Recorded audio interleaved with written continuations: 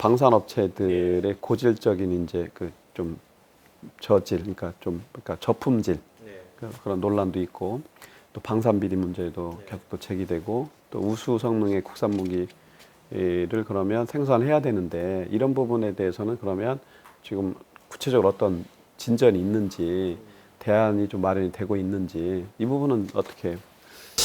그래서 항상 이제 방위산업 그러면은 방위사업 그러면은 비리 이렇게 이제 인식이 이제 있었는데, 그동안에 이제 많은 노력을 하고 또 방위사업청이 출범한 이후에 한 10년 넘었습니다만은 그 이후에 역대 정부가 많은 노력을 했죠. 특히 이제 방위사업청에다가 감독관도 검사 출신으로 또 파견도 하고 해서 그 비리는 이제는 많이 없어졌고 투명해졌다. 저는 그렇게 봅니다. 어떤 구조적인 비리는 없다. 그렇게 보고요. 물론 뭐 개인이 이제 어떤 비위 행위 뭐 이런 거야 있죠. 그런데 이제 방산 비리라는 말은 이제는 우리가 사라졌다라고 보고 있고요. 다만 이제 아까 말씀하신 이제 저품질 뭐 이런 부분, 지난번에 국정감사 때도 이제 CCTV 문제가 이제 됐습니다만은, 그거는 제도적인 장치가 좀 더 마련돼 줘야 되고, 엄격한 검수가 필요하고요. 또 그 검수 업무나 계약 업무에 종사하는 그 관계자들의 어떤 의식 수준이 좀 높아져야 된다. 엄격하게 관리 감독할 수 있는 체계로. 그러면 그거는 뭐 잡아낼 수가 있는데요. 품질 측면에서는 그래도 많이 향상이 됐다라고 봅니다. 왜냐하면 이제 기품원이라든지 ADD 같은 우리 이제 국방 관련 기관에서도 많이 이제 연구 개발도 하고 품질도 관리하고 있기 때문에, 그래서 과거보다는 많이 향상됐지만, 그러나 이제 소소한 그런 저품질의 어떤 용품들이 많다. 그거는 뭐 인정을 합니다. 그럼 또 관련해서 그 방위사업청의 대전 이전 뭐 얘기들이 좀 뭐 그 공론화되기 시작했던데, 그 부분은 어떻게 진행되고 있나요? 그거는 아직까지는 뭐 국회에서는 전혀 뭐 문제는 안 되고 있고요. 현재 이제 과천으로 이전했지 않습니까? 방위사업청이. 근데 과천 청사도 뭐 나름대로 충분하고, 대전도 그중에 검토. 대전은 아직 검토가 안 되고 있습니다. 그런 그 문제 제기들이 있어가지고. 그렇고 이제 그 우리 일반 그 국민들이 관심이 많은 이제 BTS 병역 특례 문제, 이제 그게 30세까지 이렇게 이제 됐습니다. 그 부분 관련해서 이제 체육인들도 병역 면제 혜택을 확대해서 적용할 필요성이 있다, 이런 그 국민들 사이에 여론도 있습니다. 이 부분에 대해서는 어떻게 보고 계십니까? 체육인들은 이미 좀 하고 있지 않습니까? 이제 예를 들어서 이제 올림픽에 4강 이상 들어가는 경우라든지, 또 아시아 금메달이라든지 올림픽에서 이제 하는 우수 자원들은 이제 특례 제도가 있습니다. 그거는 면제가 아니죠. 이제 보충력으로 가서 일정한 훈련만 받으면 그냥 보충력으로 편입되는. 지난번에 손흥민 선수도 그래 했고요. 그렇더니 특례 제도가 이미 이제 그 체육, 그 다음에 문화예술 중에서도 이제 클래식 분야라든지 무용, 발레 뭐 이런 콩쿨에 나가서 이제 세계 입상해서 1, 2위를 하는 경우에는 이제 그런 특례를 줬는데요. 이번에 이제 대중문화예술까지 확대를 한 겁니다. BTS의 이제 어떤 곽강에 따라서. 그래서 이제 대중문화예술인들도 세계적인 어떤 국위를 선양하거나 어떤 특별한 경우가 있을 때는 면제는 아니고요. 현재 이제 30세까지 입대 연령을 이제 연장을 해준 거죠. 그렇기 때문에 뭐 앞으로 모르겠습니다. 이제 사실 저는 병역 의무에 있어서는 아주 엄격하고 형평성과 법과 원칙에 맞아야 된다고 봅니다. 예외를 많이 두면 둘수록 안 된다고 봅니다. 그래서 굉장히 이제 아주 민감한 문제인데요. 그러나 이제 그 국민 여론이 국위를 선양하고 그렇게 세계적인 어떤 활동을 하고 있는 사람들에 대해서는 뭔가 특례를 둬야 되지 않느냐 그런 여론이 있었고 네. 또 사실 대중문화예술이라든지 순수 예술 분야도 체육도 그렇고요. 일정한 연령대가 최고도로 기량을 발휘할 때가 있거든요. 그 시기를 벗어나 버리면 안 되니까 뭐 그렇게 본다면 뭐 충분히 그 병역 그 징집 연령이라든지 이런 부분을 좀 연장해주고 특례를 어느 정도 둔다는 것은 이해를 됩니다. 유연성은 뭐 네, 유연성을 발휘해야죠. 네, 네. 그렇고 이제 코로나19 때문에 전 세계가 지금 고난을 겪고 있습니다. 근데 이제 장병들이 우리 이제 국군 장병들도 똑같은 환경에 이제 놓여 있는 거고 또 이제 집체적 시설 안에 있고 하니까 그래서 근데 이제 한편으로는 이제 국방력 차원에서 볼 때 훈련에 대한 이제 우려가 있습니다. 국방 안보 측면에서 훈련의 질을 그러면 이 악조건 속에서는 어떻게 높일 거냐에 대해서는 어떻게 보십니까? 그래서 그게 지금 우리 현재 어찌 보면 현안이라고 보고요. 우리 국방 당국에서도 그 부분을 해결하기 위해서 많은 노력을 지금 하고 있죠. 그러나 우선적으로 이제 일종의 그 병역 내에서의 이제 확산을 방지하기 위한 조치가 우선적으로 좀 되고 있고요. 다행스러운 것은 이제 기존의 부대 같은 경우는 이제 한정된 지역과 한정된 인원으로 있기 때문에 확산이 거의 없죠. 다만 이제 간부들이라든지 휴가 외출 장병들이 이제 이렇게 그 확진자로 이렇게 나타나는 경우가 종종 있거든요. 주로 보면 이제 신교대나 신교대 같은 경우도 이게 신병교육대 잠복 기간이 2주기 때문에 신병교육대 들어온 장병들이 언제 이제 될지가 모르지 않습니까? 그래서 신병교육대도 각 부대별로 있습니다. 각 사단별로 있기 때문에 신병교육대에 들어온 이제 훈련병들에 대해서는 일정한 기간 입소 후에 일정한 기간 격리 형식으로 이렇게 합니다. 그래가지고 이제 거기서 발현이 안 됐을 때는 이제 훈련을 하고요. 그래서 아주 엄격하게 방역을 지금 하고 있고요. 그리고 이제 정규 훈련의 문제도 이제 하기는 하는데 특히 이제 과학학 훈련장이라든지 이런 데서는 다 정상대로 하고 있습니다. 그러나 이제 훈련장에서 하지 과거처럼 이제 어떤 야외 훈련한다든지 그런 경우는 조금 이제 자제를 좀 하고 있죠. 네. 그렇고 이제 국방부가 도입하기로 한 이제 경항모에 대해서 군 내부에도 이제 찬반 논란도 있고 뭐 이건 어떻게 보고 계십니까? 사실 지난 국정감사 때도 그 문제가 좀 이슈화가 됐죠. 그래서 이제 해군의 경우에는 경항모가 필요하다. 필요성에 대해서는 다 인정을 합니다. 그러나 이제 아직까지 정확한 어떤 타당성 조사라든지 이거는 아직 안 돼 있는 것 같고요. 또 비용의 문제가 좀 따릅니다. 항모 그 자체는 뭐 한 2조 정도 이제 건조 비용이 듭니다만은 항공모함이라는 것이 그 배 한 척 가지고 되는 건 아니거든요. 선단이 필요합니다. 이지스함이라든지 호위함이라든지 이런 게 필요한데 그 선단을 구성하려면 비용이 아마 전체적으로 한 10조 넘게 들 겁니다. 그래서 그 비용의 문제도 있고요. 그 다음에 이제 해군의 경우에는 반드시 필요하다.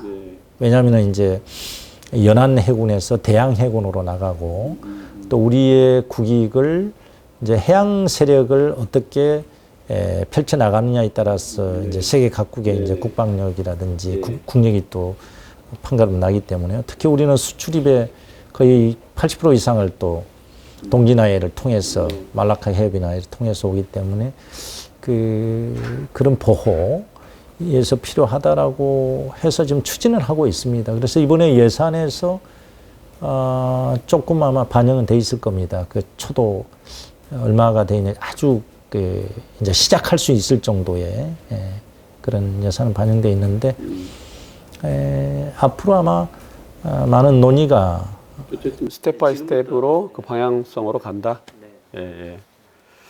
그렇고 이제 한국형 차기 구축함 사업 그게 이제 약 규모 한 7조 원 정도 규모. 7조 6천억인가? 7조 6천억. 이제 요 기본 설계 사업 재평가를 요구하셨는데 이제 대책 마련에 대한 1년도부터인가요? 그때부터 이제 군사 예. 기밀이죠. 예. 그 군사 기밀이 이제 유출돼 가지고 특정 업체로 이제 넘어간 그런 상황이 됐지만 이번에 이제 발견이 된 거죠. 발각이 됐고 그 관련자들은 이제 기소가 되고 수사도 받고 해서 처벌을 지금 받고 있습니다. 있는데 그 설계도가 넘어 입수한 그 특정 업체에서 이번에 이제 일종의 그 기본 설계 한 450억 정도 될 겁니다. 그 전체 비용은 거기에 이제 입찰을 해서 이제 됐다는 거 아닙니까? 그래서 저도 이제 그걸 알고 여러 가지 이제 관계기관들에게 확인을 했죠. 어찌 보면은 매우 범죄 행위고 불공정 행위인데 공정거래법에 의해서도 불공정 행위고 비신사적인 행위를 했는데 왜 그게 제재가 안 되고 입찰자로서 인정이 되느냐? 이걸 따져 보니까 현재 그 규정이 없어요. 예, 개인 그 소속원 또는 그 개인에 대한 처벌은 있지만 법인에 대한 처벌이 없고 제재 방법이 없더라고요. 그래서 어차피 이제 법원에서도 가처분에 대한 기각을 했고 했습니다만은 그래서 앞으로 그런 부분에 대해서는 보완을 해 나가야 될 문제다. 그래서 아마 방위사업청에서도 그 부분에 대해서는 아마 보완을 할 계획일 겁니다. 네. 그렇고 이제 현역 병사들의 대민 범죄가 매년 대략 700건 정도로 알려져 있습니다. 이 부분에 대한 대책은 어떻게 강구돼야 된다고 좀 보십니까? 그래서 이제 과거보다는 솔직히 이제 뭐 사실 뭐 제가 법무참모 할 때가 뭐 90년대, 80년대 이런 때입니다만은 뭐 2000년 초반까지만 하더라도 이제 상당히 그 대민 범죄들이 많았죠. 예, 많았는데 지금도 한 700건 정도 된다고 하는데 사실상 절대 수치는 많이 줄었죠. 줄었는데 그러나 이제 군을 신뢰하고 국민들이 군을 믿고 있기 때문에 어찌하든 간에 군은 그렇게 해서는 안 된다라는 공감대는 있습니다. 그래서 현재 각급 부대의 지휘관들도 그런 측면에서 매우 관리를 이제 잘 하려고 합니다.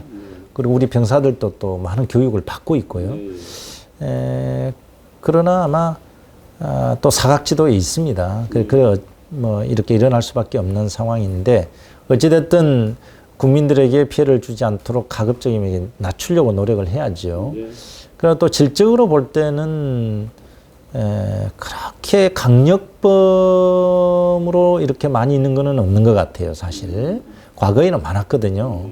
뭐 강력범죄들도 많고 이랬는데 요즘에 그 분석을 해보니까 강력범죄는 그렇게 많지는 않고 주로 이제 폭력이라든지 교통사고 위반이라든지 뭐 이런 어떤 유형들이 많은 것 같습니다. 네. 그러나 어찌됐든 이제 국민의 생명과 재산을 보호하는 군인이기 때문에 명예를 위해서라도 줄여야죠. 그거는 뭐 맞는 말씀입니다. 노력이 이제 필요하고 또 입법부가 이제 그런 부분들을 법과 제도적으로 잘 이렇게 그 안착이 되도록 할 필요가 있다는 차원의 문제 제기고요. 자, 이제 조금 이게 정치 일반에 대한 질문 몇 가지만 드리겠습니다. 그러니까 민주당이 압도적 여당입니다. 어쨌든. 근데 실제 21대 국회에 대한 총선 민의는 일하는 국회, 또 입법 성과에 대한 요구가 있습니다. 근데 사실은 또 보면 뭐 시끄럽긴 한데 성과가 좀 없다. 뭐 이런 문제 제기가 있고. 근데 그러면 여당은 어떻게 국회를 아까 이제 협치도 제가 질문을 상임위도 드렸는데 어떻게 운영을 하는 게 문제를 좀 개선하는 쪽으로 갈 거라고 보십니까? 사실 우리가 이제 21대 들어와서 압도적 지지로 이제 또 압도적 의석도 지금 차지하고 있는 민주당이죠. 여당이 됐는데 물론 국민의 기대가 클 겁니다. 그러나 이제 그래서 일하는 국회를 만들기 위해서 많은 노력을 해왔죠. 근데 이제 그것도 이제 손바닥도 마주쳐야 또 소리가 나듯이 여야가 있기 때문에 상당히 이제 지금 그 성과를 못 내고 있는데 저는 희망이 있다고 봅니다. 왜냐하면은 우리의 정치 구조, 정치의 어떤 관행이랄까요? 이게 아직 이제 못 벗어나고 있는 거 아니냐. 그래서 이걸 틀고 벗어나줘야 되는데 그 진통기에 있다. 그래서 조금 하면은 아마 일하는 국회로 이제 될 가능성이 높고요. 또 국회의원들 개개인들도 그렇게 생각을 하고 있습니다. 인식을 하고 있는데 행동으로 이제 못 옮기는 그런 과정이 있는데 왜 그러냐? 제가 보니까 국회의원 개개인은 헌법기관으로서 입법 기능이라든지 여러 가지 의정 활동을 해줘야 되는데 우리의 정당 구조가 이제 일종의 뭐랄까 군대로 따면 지휘부 위주로 간다 할까요? 그러다 보니까 거기에 당론이라든가 거기에 이제 얽매이고 있는 거죠. 그 벗어나면 또 징계를 해야 되고. 그래서 소수의 지도 그룹에 의해서 이 정당이 끌려가고 있고, 그다음에 국회의원들 소속원들도 거기에 또 매몰되어 있는 거 아니냐. 이런 비판이 많아요. 그 문화를 바꿔야만이 실질적으로 일하는 국회가 되고 국민들이 원하는 그런 국회가 된다. 저는 그렇게 봅니다. 그래서 그걸 위해서 많은 노력을 해야 되고요. 특히 이제 국회법에도 현재 나와 있습니다만은 상임위원회, 상임위원회 위주로 이 국회가 돌아가줘야 된다. 그러니까 상설, 그죠? 그래야 그 상임위원회 현안에 대해서는 상임위원장들이 책임지고 여야 간사와 함께 풀어갈 수 있도록 자유권을 좀 더 넓혀주면 이게 충분히 가능하다고 저는 봅니다. 이게 대안이라고 보시는 거죠. 그러니까 이른바 원내대표 독재 카르텔이라고 하는 표현도 나왔습니다. 그러니까 그죠? 근데 상임위의 권한과 책임을 더 강화하는 방향으로 대안을 갖고 가면 해결될 수 있다. 그렇습니다. 그래서 이제 우리가 이제 흔히들 미국의 의회를 많이 이제 예를 듭니다. 왜 미국의 의회는 저렇게 잘 여야 타협에 의해서 잘 돌아갈까? 행정부도 적절하게 견제를 할까? 이건데, 근데 사실 미국의 의회는 매우 강합니다. 권한이 많습니다. 뭐 예산 편성권도 있고요. 그다음에 법률안 제출권도 정부에게는 없습니다. 미국은 의회에만 있습니다. 우리는 양쪽 다 있거든요. 네네네. 그다음에 감사 기능도 회계 감사 기능은 미국은 의회에 있거든요. 그런데 우리는 없죠. 그러다 보니까 국회의원들 개개인이 자율적인 어떤 입법권에 의해서 행사할 수 있는 권한이 매우 제한되어 있습니다. 그래서 우리는 대통령 중심제다 보니까 거의 권력이 한 80% 이상이 이제 대통령에게 있다 보니까 또 단임제고요.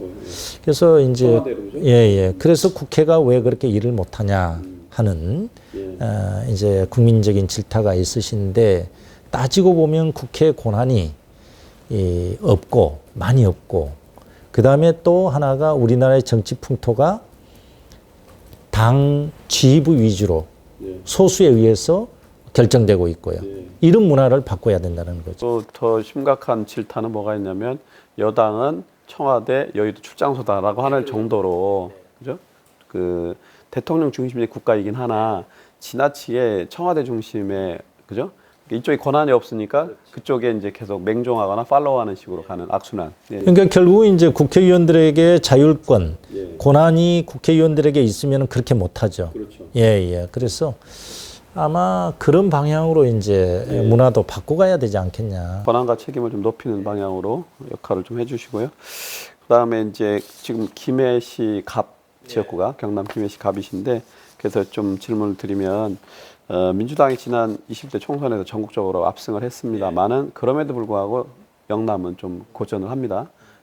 특히 이제 PK 이렇게 좀 보면 그런데 내년에 이제 부산시장 보궐선거가 있지 않습니까? 어떻게 전망을 어떻게 하고 계십니까? 현재로서는 굉장히 어렵다고 봅니다. 왜냐하면 이제 그동안에 원래 PK라고 하는데 부산, 경남, 울산은 과거에는 이제 매우 그 진보성이 강한 야성이 강한 지역이었죠. 삼당 합당 이전에. 그러나 이제 3당 합당 이후에 이제 매우 보수적인 지역으로 이제 바뀌어서 상당히 어려운 지역인데요. 저희 민주당으로서는. 그러나 과거보다는 매우 분위기는 또 바뀌었습니다. 제가 19대 총선에 나오기 전까지만 하더라도 그 지역에서도 민주당이라는 말을 못 했거든요. 그러나 지금은 뭐 이제 많은 분위기가 바뀌어서 민주당원이라고 그냥 공개적으로 얘기하는 분들이 많아요. 그만큼 이제 많은 그 의식은 바뀌었습니다. 그러나 자유 경쟁 체제로 되기는 여전히 또 한계가 있다. 많이 마음을 열어 주셨는데 완전하게 이제 이렇게 자유 경쟁 체제로 하기에는 아직은 더 가야 될 길은 있다라고 보는데요. 그러나 결국은 그렇습니다. 인물 대결이 돼줘야 되고요. 그다음에 잘하기 경쟁을 해서 잘하는 정당이나 잘하는 인물을 뽑아주는 그런 분위기는 되고 있는 것 같습니다. 그래서 부산 뭐 제가 뭐 거의 부산의 의원은 아닙니다만은 일종의 옆 동네에서 바라볼 때는 옆 동네에서 바라볼 때는 지금은 아무도 장담을 할 수 없는 상황이다. 뭐 여론 지표도 그렇게 나오지 않습니까?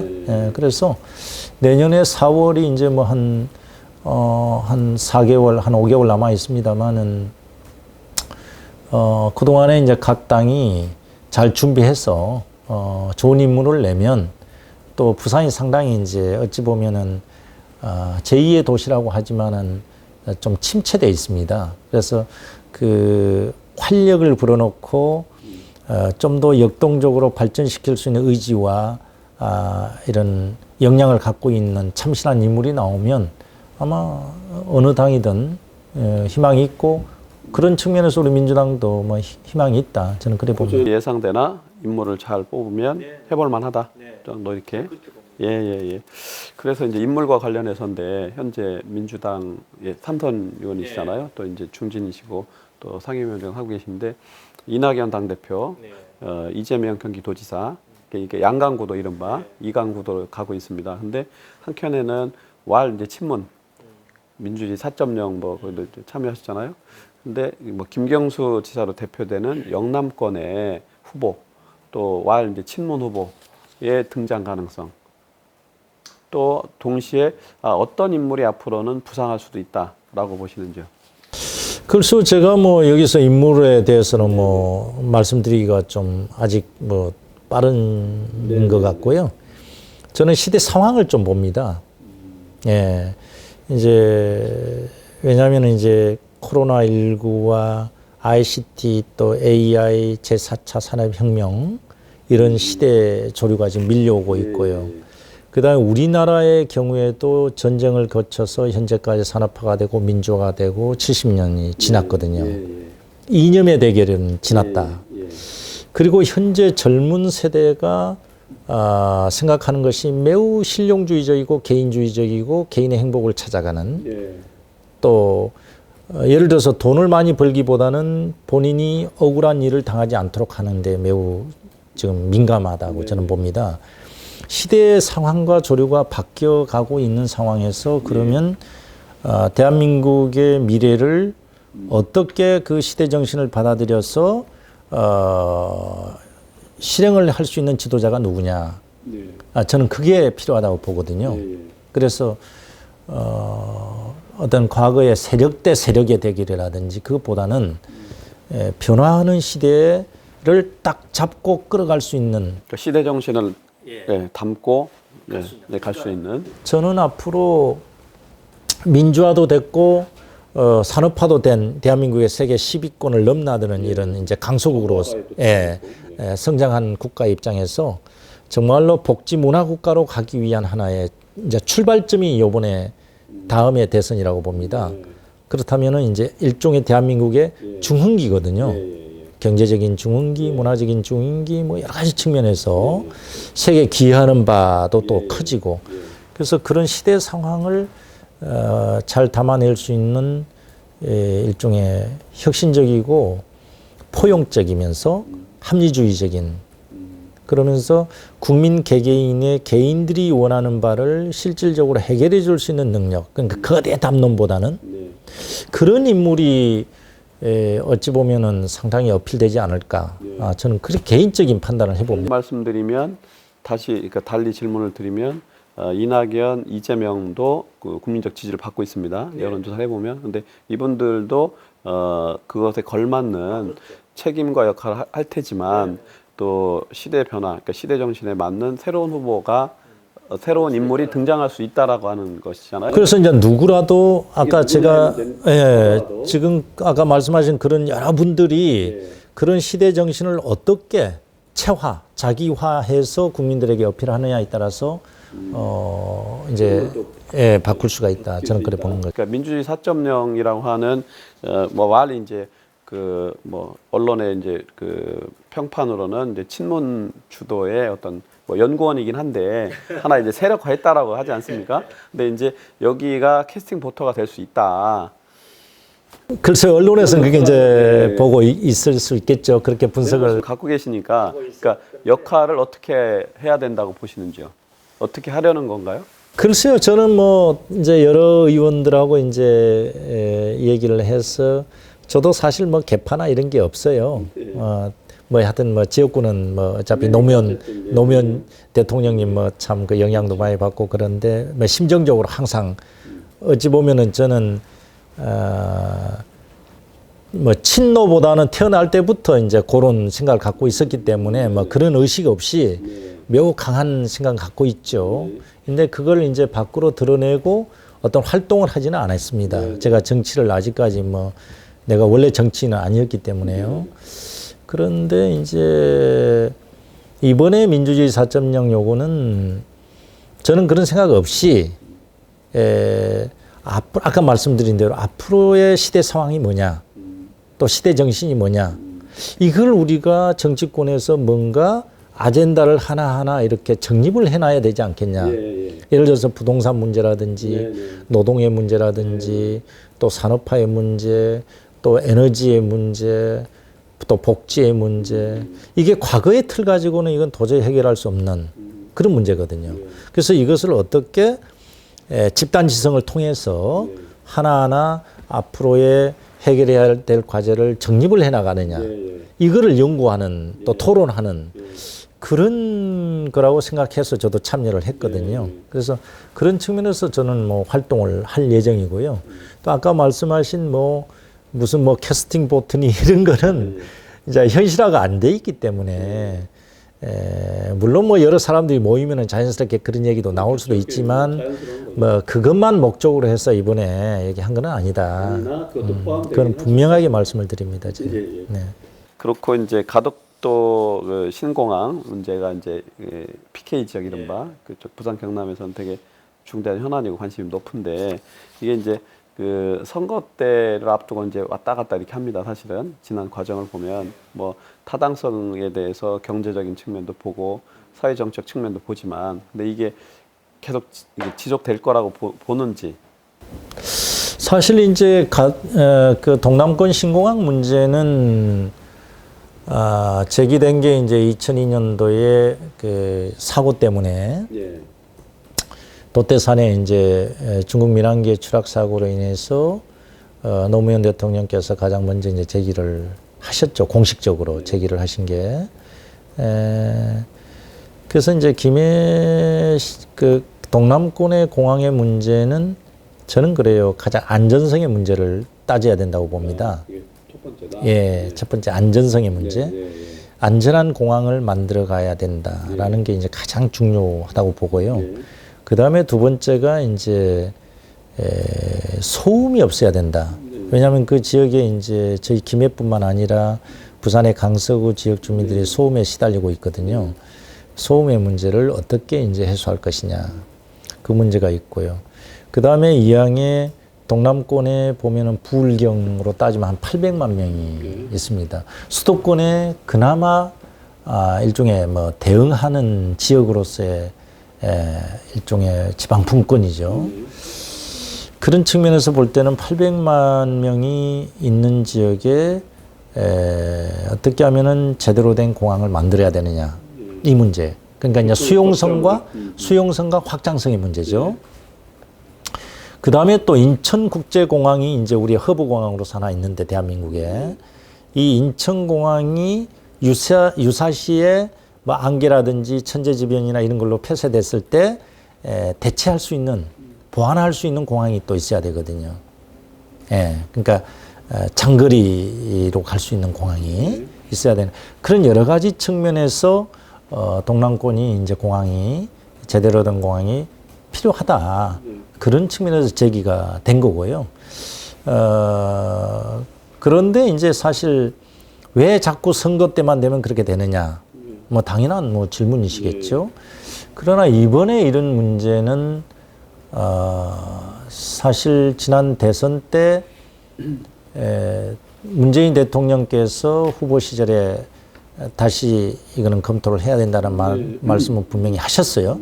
하셨고, 그 다음에 지방선거 직후에 이제 부울경의 그 광역 단체장들이 다시 모여서 이거는 김해공항, 이거는 신공항이라기보다는 공항을 확장한 거에 불과하다. 이걸로선 도저히 부울경의 경제를 끌어갈 수도 없고 물류를 다 수용할 수도 없고 여러 가지 문제가 있으니 객관적으로 한번 검증을 해서 과연 이게 합당한지 제대로 될 것인지를 한번 검증을 해보자. 해가지고 이제 저도 처음에 이제 검증단장이 돼서 이제 초안을 마련하고 그 다음에 김종호 의원께서 이제 했습니다만은 그래서 그 결과가 이제 나오는 거거든요. 이거는 현재 계획으로서는 도저히 문제가 있다. 그래서 이거는 다시 해야 된다라는 결론을 낸 거죠. 근데 공교롭게도 오거돈 시장이 이제 중도에 하차하시고 내년에 보궐선거가 있는 시점이단 말이에요. 우연의 일치지 어떤 그걸 예측을 하고 이렇게 하겠습니까? 그래서 저는 이거를 어떤 정치적인 관점보다는 정말로 우리 공항의 기능적인 측면과 그 동남권의 경제 활성화, 지방 분권 여러 가지 국가의 미래를 위해서 좀 객관적으로 봐달라. 좀 이런 말씀을 좀 드리고 싶습니다. 예. 그렇고 이제 마무리 말씀을 좀 듣고 싶은데 그 정치에 입문하실 때 쉽지 않은 결단이셨을 테고, 그러니까 그때 초심은 어떤 마음이셨는지, 그리고 내가 정치를 하면서 그 롤모델, 이분의 가치나 정신, 또 이런 어떤 정치적 삶을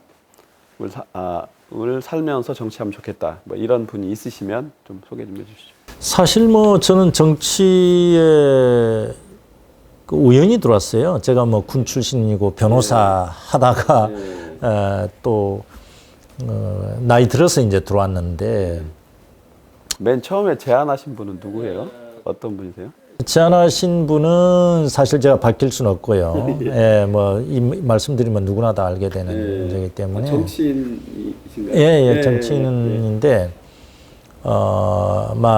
선배 한 분이 하여튼 뭐 유명합니다. 그런데 그 괜히 그분이 이제 좀 정치를 안 하고 계시니까 아주 좋은 선배신데 노무현 정부 때 아주 핵심 역할도 하셨고 그래서 저는 뭐 지역에서 내려가서 이제 뭐 시골 변호사 하고 있는 거죠. 하고 있는데 늦게 이제 정치를 좀 하면 어떻겠냐 이래서 사실 늦게 이제 제가 출마를 하게 된 거죠. 뭐 어차피 제가 시골에서 김해 고향에서 이제 변호사를 하는데 그때가 2012년 그러니까 11년 11월 거의 말쯤 됐어요.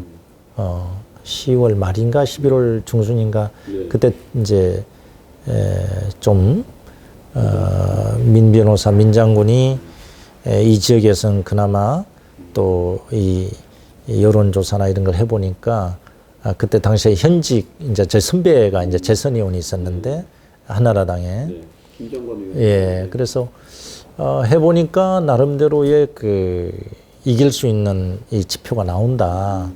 그래서 한번 나가봐 달라. 그래서 이제 저는 처음에는 거절했죠. 무슨 저는 뭐 정치에 할 것도 아닌데 어떻게 됩니까? 또 한 두 번 더 그러더라고요. 그래서 그렇다면 뭐 제가 노무현 대통령 정부에서 장군도 됐고 그래서 변호사 하더라도 뭐 광고비도 내고 그러니까 한번 나가보겠습니다. 그래서 사실 우리 친구하고 또 후배하고 세 명이서 결심을 하게 된 거예요. 그래서 이렇게 이제 됐는데 처음에는 그렇습니다. 제가 원래 정치를 정치인도 아니었고 하기 때문에 순수한 마음으로 또 저는 군 출신이고 그래서 또 법률가고 어떻게 하면은 정말 국민 개개인의 작은 일을 소소한 그 희망사항이나 소소한 애로사항이나 이것을 어떻게 제도적으로 풀어갈 것이냐. 예, 그게 굉장히 좀 관심이 있었습니다. 그래서 저도 뭐 서민을 위한 따뜻한 정치를 하겠다 막 해놨는데 저도 뭐 서민 출신이고요. 어렵게 컸고 그래서 이제 큰 거대 담론보다는 예, 우리 개개인이 살아감에 있어서 생활 속에서 애로사항을 생활정치. 예, 생활정치죠. 그래서 지역에 밀착한 이런 걸 좀 해보겠다라고 해서 지금도 그래 하고 있습니다. 사실은 뭐 그래서 저는 크게 정치적으로 뭐 어떤 발언을 한다든지 그런 잘 안 합니다. 제가 뭐 그런 성격도 아니고요. 다만 이제 우리 국민들이 한 사람 한 사람 뭐 예를 들어서 자영업자면 자영업자, 또 중소기업 사장이면 사장님들, 또 직장에 다니는 우리 직장인들의 어떤 애로사항을 다 메모해가지고 어떻게 하면 이것을 법률을 개정하든지 정부에다가 요구하든지 그거를 이제 집중하는 그런 뭐 정치를 하는 거지 내 개인의 어떤 영달을 위한 거대 담론 이거는 저는 체질에도 안 맞고요. 그래서 뭐 조용하게 하는 스타일입니다. 그 롤모델이 있으세요? 아무래도 이제 롤모델 같은 부분은 이제 저는 사실 김구 선생을 매우 좋아해요. 그 문구를 좋아합니다. 그래서 항상 저는 뭘 쓰라 그러면은 답설 야중 거 하니 불소호란행이라 하는 그 식구 있잖아요. 김구 선생이 읊었다는 그 식구를 항상 생각하고 또 우연히 제가 이제 계룡대 군생활 할 때 공주에 이제 마곡사 거길 가니까 김구 선생이 이제 거기에 피신해서 생활했던 거를 딱 보고 거기에 이제 그때 제가 소령 때인가 하여튼 그래요. 소령 때 아마 거기를 우리 애들하고 이제 가서 이제 보니까 있더라고요. 그때부터 이제 김구 선생을 이제 상당히 이제 뭐 연구를 할까요? 뭐 이제 알아보기도 하고 이제 그래서 그게 이제 일종의 롤 모델이면 롤 모델로서의 어떤 존경심이 이제 있는 거고요. 뭐 그렇게 행동을 못 하지만 그리고 이제 현실 정치에 있어서의 생각 이거는 노무현 대통령의 생각이죠.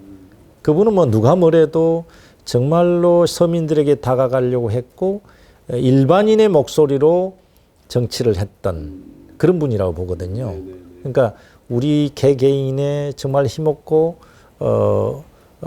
돈 없이 살아가는 일반 서민들의 마음을 또 그 생활을 대변하면서 물론 뭐 이렇게 아주 정리되고 그런 거는 아니어서 상당히 이제 비판은 많이 받았지만 그러나 그게 있는 그대로 를 생각을 진정성 있게 많이 해줬다. 그래서 저는 이제 누구한테도 그런 얘기를 합니다. 정치는 정직해야 되겠구나. 정직하게 해야 되겠구나. 그 민홍철 민홍철식 정치는 이퀄 정직 이렇게 해야 그 정직이라는 말은 옳고 그름 또는 맞고 틀리고의 문제가 아닙니다. 제가 말씀드리는 그 정치는 정직해야 된다. 이 말씀은 뭐냐면 옳고 그름이나 이건 진리냐 오답이죠.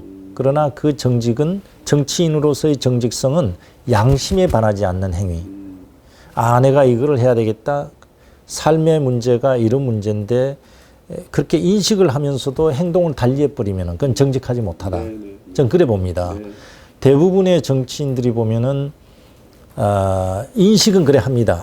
우리 생활이 어렵고 장애업자들이 어렵고 현실 생활이 어려운데 이렇게 해줘야지. 예산을 좀 더 해줘야지.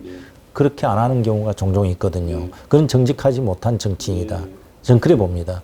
그래서 항상 그 국민들의 아픔이나 그 해결해야 될 문제를 제대로 보면서 그대로 해결할 수 있는 정치인. 그게 정직한 정치인이다. 말씀 되게 정직하게 잘하시네요. 저는 그렇게 봅니다.